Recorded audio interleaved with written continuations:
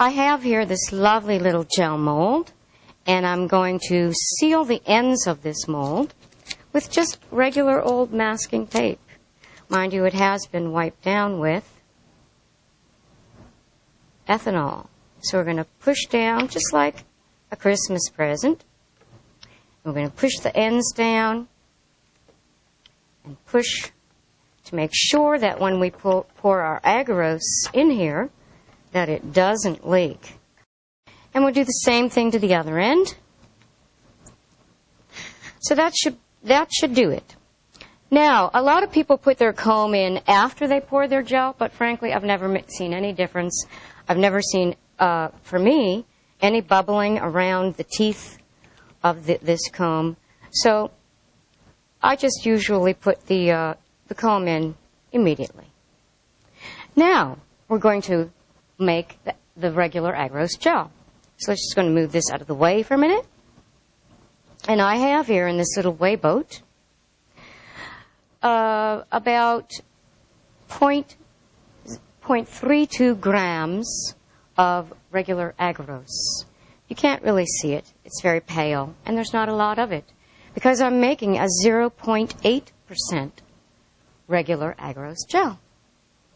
So I have here a 250 milliliter Erlenmeyer flask. I'm going to pour in the agarose into this Erlenmeyer flask. And I have my 1 times tris borate EDTA buffer that I'm going to put into the flask. And I'm also going to wash out the weigh boat with the buffer because, of course, some of the agarose has stuck to the weigh boat. There we go. We have to melt that agarose, so we're going to take it to a microwave.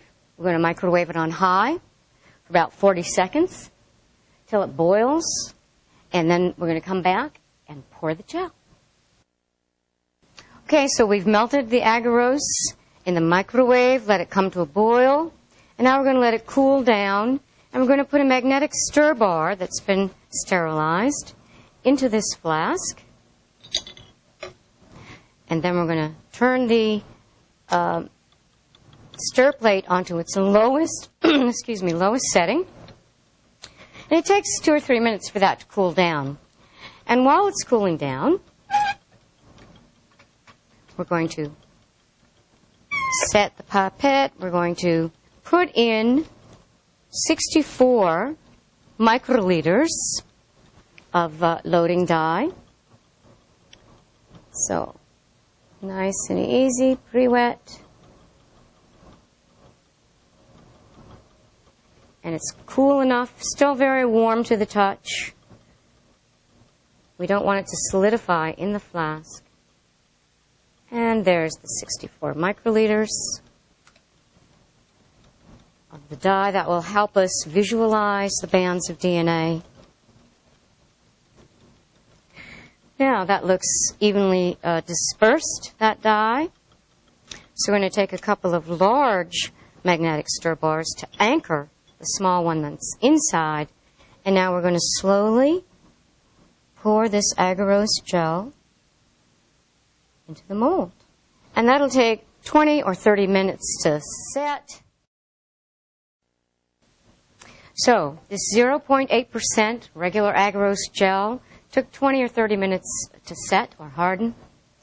And I've just put it down into the gel rig. The rig has the same buffer that we made the gel with, the 1 times TBE buffer. This has been sitting in there for a couple of minutes because we want the buffer to be able to get around the teeth of the comb so we can easily extract the comb. And then after we do, we're going to put in the DNA that we digested overnight using restriction enzymes, and then we're going to run it.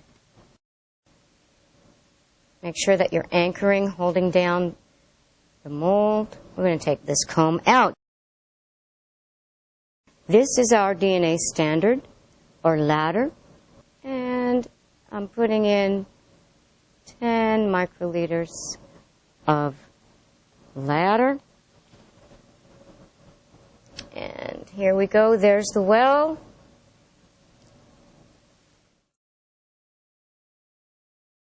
Nice and slow into the well and down into the second stop.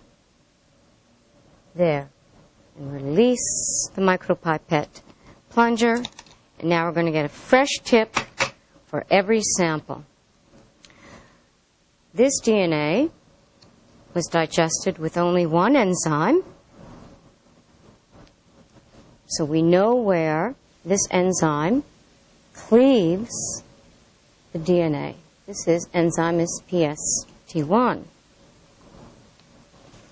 And we're going to load that into the second well.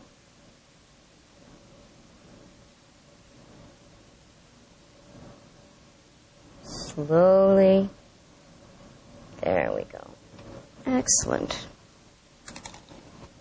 This third vial was digested with PST1 and a second restriction endonuclease. So we're going to have DNA of different sizes. This has been digested with 3 restriction enzymes. So we'll have multiple bands appear in this well. Down into the well.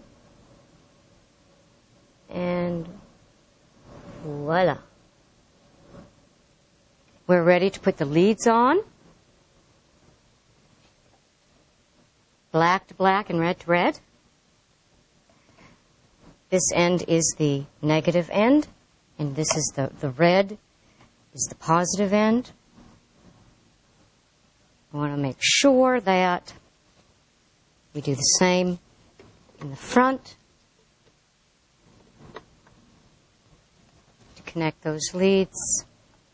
I'm going to run this gel at about between 100 and 130 volts.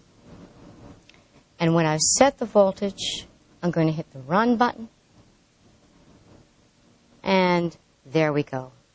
Now this can run between 45 and 60 minutes. Of course, the smaller fragments of DNA, the smaller bands or fragments, will migrate much more quickly through the gel, and they'll be closer to the end of the gel, whereas the larger fragments of DNA will not be able to migrate as far in the gel because of their mass or size. And when that's finished running, you'll see that a small band of bromophenol blue will be near the end of the gel. That's when we're going to turn it off, and then we're going to look at our bands on light bulbs.